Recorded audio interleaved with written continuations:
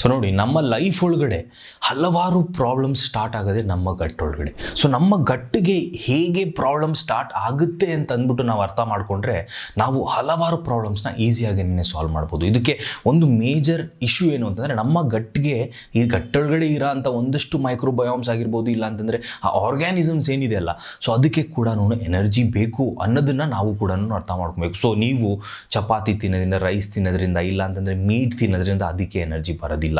So ನಾವು ಯಾವಾಗ ನಮ್ಮ ಡಯಟ್ ಒಳಗಡೆ ವೈಟಮಿನ್ಸ್ ಮತ್ತು ಮಿನರಲ್ಸ್ ಮೇಲೆ ಫೋಕಸ್ ಮಾಡಿ ಅದು ರಿಚ್ ಅಂದರೆ ಸ್ಪೆಸಿಫಿಕ್ ಆಗಿ ನ್ಯಾಚುರಲ್ ಆಗಿ ಬರ್ತಿರೋ ಅಂಥ ಪದಾರ್ಥಗಳಿಂದ ಕನ್ಸ್ಯೂಮ್ ಮಾಡ್ತೀವಿ, ಸೊಪ್ಪಾಗಿರ್ಬೋದು, ತರಕಾರಿಗಳನ್ನೆಲ್ಲನೂ ತಿಂತೀವಲ್ಲ, ಸೊ ಅವಾಗ ಅದರಿಂದ ಆ್ಯಕ್ಚುಲ್ ಆಗಿ ನಮ್ಮ ಗಟ್ಟೊಳಗಡೆ ಇರೋಂಥ ಮೈಕ್ರೋ ಆರ್ಗ್ಯಾನಿಸಮ್ಸ್ಗೆ ಎನರ್ಜಿ ಬರುತ್ತೆ. ಸೊ ಅದು ಎನರ್ಜಿ ಬಂತು ಅಂತಂದರೆ ಅದು ಚೆನ್ನಾಗಿ ಕೆಲಸ ಮಾಡುತ್ತೆ. ಕೆಲಸ ಮಾಡ್ತು ಅಂತಂದರೆ ಆಬ್ವಿಯಸ್ಲಿ ನಾವು ಈ ಹೆಲ್ತ್ ರಿಸ್ಕ್ ಫ್ಯಾಕ್ಟರ್ ಏನಿರುತ್ತಲ್ಲ ಅದನ್ನು ಕಡಿಮೆ ಮಾಡ್ತಾ ಬರ್ತೀವಿ. ಸೊ ಎಲ್ಲ ಸ್ಟಾರ್ಟ್ ಆಗೋದು ಆ್ಯಕ್ಚುಲ್ ಆಗಿ ಗಟ್ಟಿಂದಾನೆ ಅನ್ನೋದನ್ನು ಮರಿಬೇಡಿ. ಸೊ ಅದೊಂದು ಕಾರಣಕ್ಕೋಸ್ಕರನೇ ನೀವು ಆದಷ್ಟು ವೈಟಮಿನ್ಸ್ ಮತ್ತು ಮಿನರಲ್ಸ್ನ ತಲೆಯಿಂದ ತೆಗೆದಾಕಿ ಸೊಪ್ಪು ಮತ್ತು ತರಕಾರಿ ತಿನ್ನೋದ್ರಿಂದ ನಮಗೇನೇ ಒಳ್ಳೆಯದು ಅಂತಂದ್ಬಿಟ್ಟು ಅರ್ಥ ಮಾಡಿಕೊಂಡು ನೀವು ನಿಮ್ಮ ಡಯಟ್ ಒಳಗಡೆ ಒಂದು ಮೀಲ್ ಒಳಗಡೆ ಇಲ್ಲಾಂದರೆ 2 ಮೀಲ್ ಒಳಗಡೆ ಕನ್ಸ್ಯೂಮ್ ಮಾಡ್ತಾ ಬಂದ್ರಿ ಅಂದರೆ ತುಂಬಾ ಒಳ್ಳೆಯದು. So make sure you do that.